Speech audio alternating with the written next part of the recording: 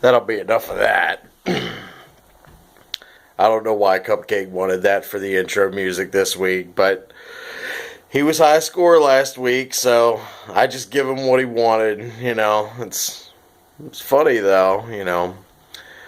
Anywho, by now you already know this, but it's time for Chad's 2 cents, week 9. I hope you guys are as excited to see me as I am to be back from my hiatus.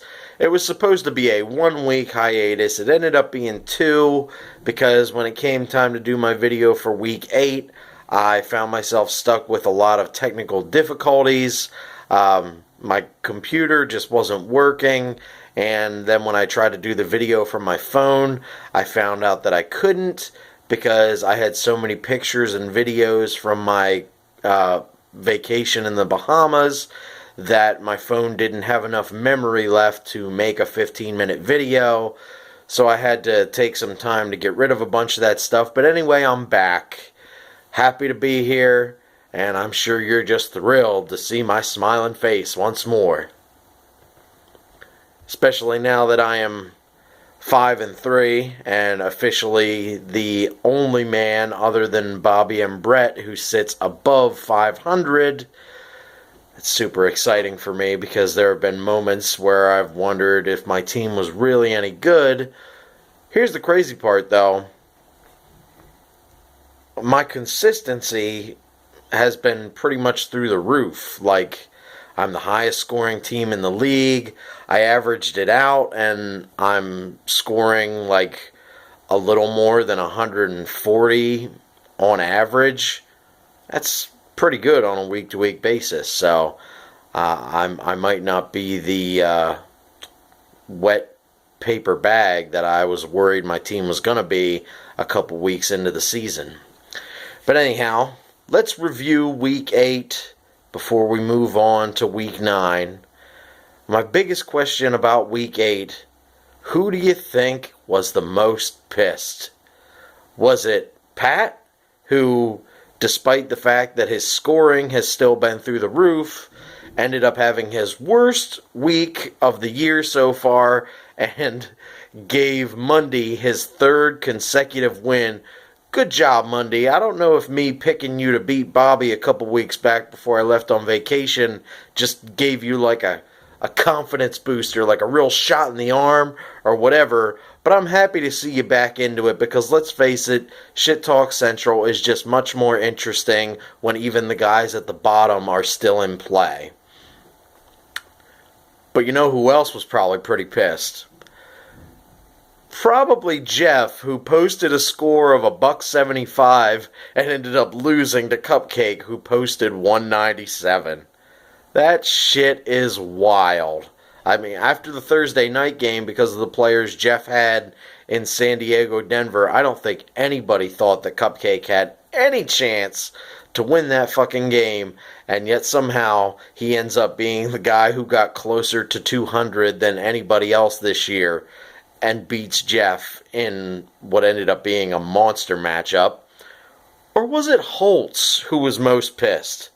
Who clearly should have had me battered and bruised after the 1 o'clock games when Rob Gronkowski and Arian Foster both got north of 40 points. And then he ends up losing to me by 1 point when Deshaun Jackson catches that last pass in the overtime period of the Monday night game. Whew. A lot of people probably pretty grumpy about their Week 8 matchups. Not me, though. Most of the time when a game is that close, I find myself on the losing side. So I will take a 1-point victory and just smile my shit-eating grin about it. Moving on to week 9, though, gentlemen. Let's see what we have on tap this week. Alright. If I can get my browser to cooperate at all. Here we go.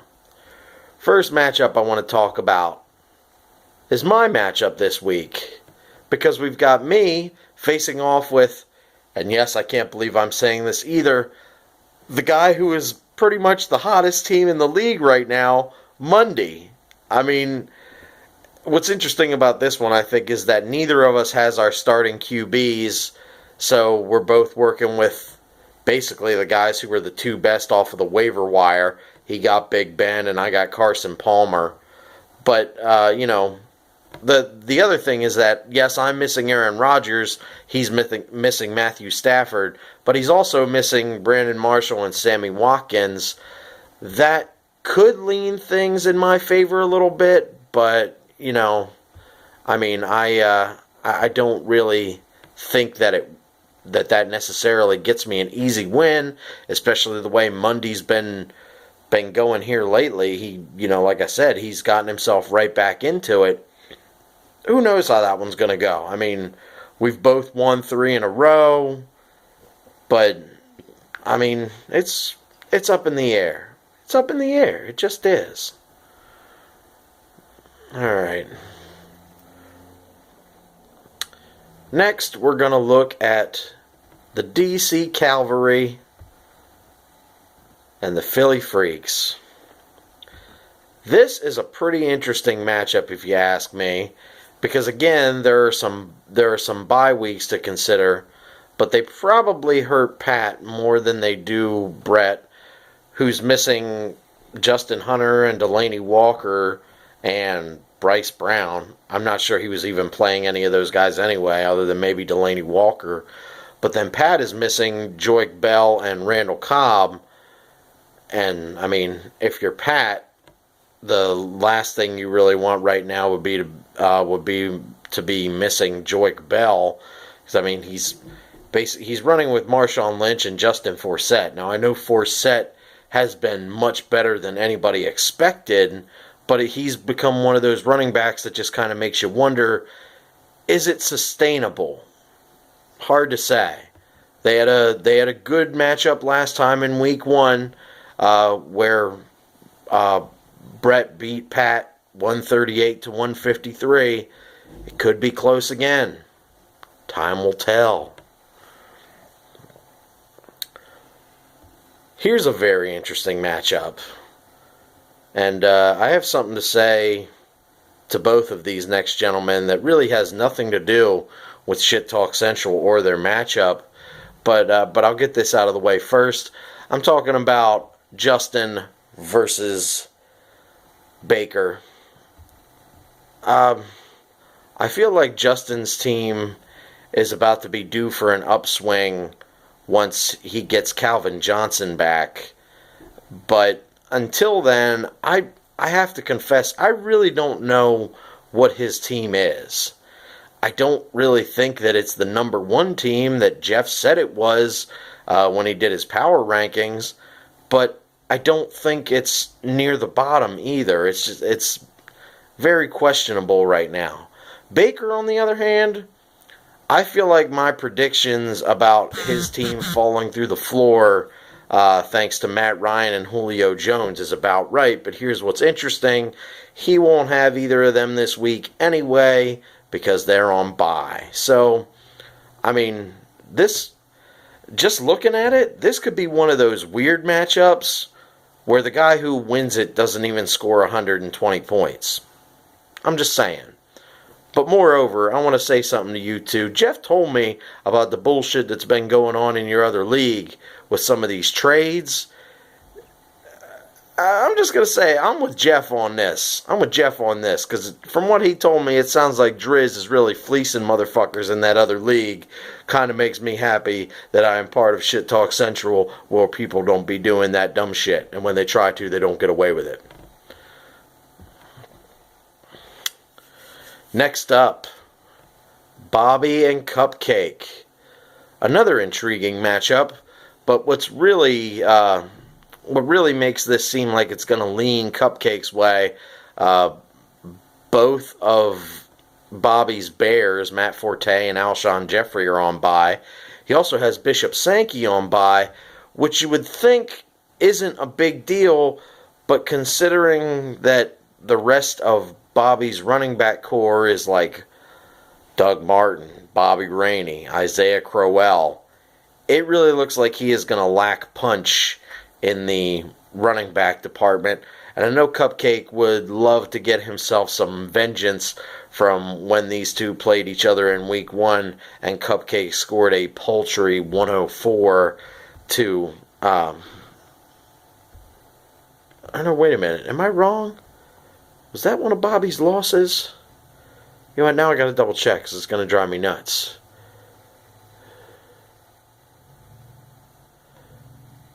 Just gonna drive me nuts.